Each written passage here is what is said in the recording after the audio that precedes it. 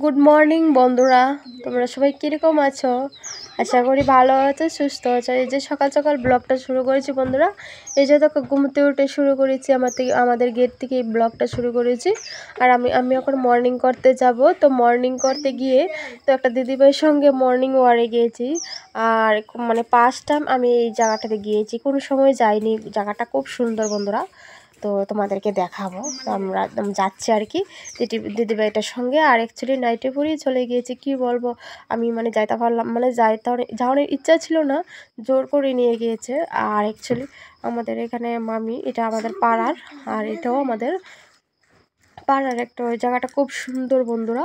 এই যে এখানে একটা কালী মন্দির। তো আমি প্রথমে 5 টাইম এসেছি আর কি। এখানে কোনো সময় আমি যাইনি অ্যাকচুয়ালি, সত্যি আজকে 10 বছর হয়ে গেছে আমার বিয়ে হয়েছে, কিন্তু আমি এখানে 5 টাইম আজকে গিয়েছি, কোনো সময় আমি যাইনি অ্যাকচুয়ালি বন্ধুরা।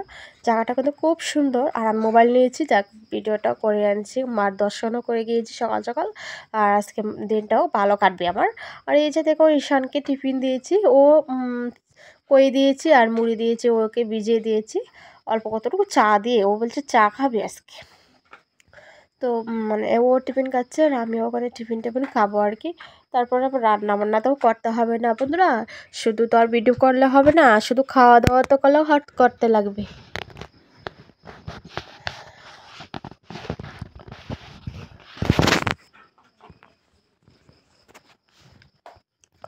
আর এখানে দেখো আমাদের আশপাশটা দেখতে খুব সুন্দর লাগছে, তাই আমি ভিডিওটা করছিলাম।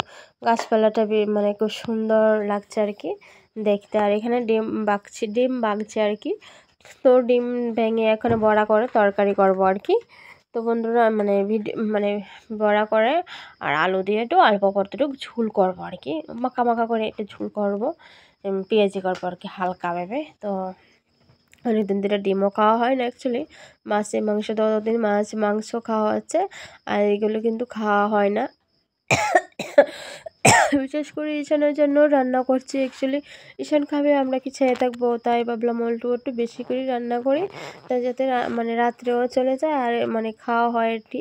তাই ভাবলাম মানে অনেক কিছু ভিজে রয়েছে, ভাবলাম খাওয়া হবে কি না, তারপরেও মানে রান্না করলাম।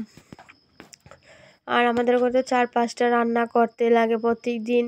আর ঘরেও যতই তরকারি থাকুক আর না থাকুক, 4-5টা করতে লাগে। 4-5টা না করলে ভালোও লাগে না, অভ্যাস হয়ে গেছে, যার যার তো অভ্যাস।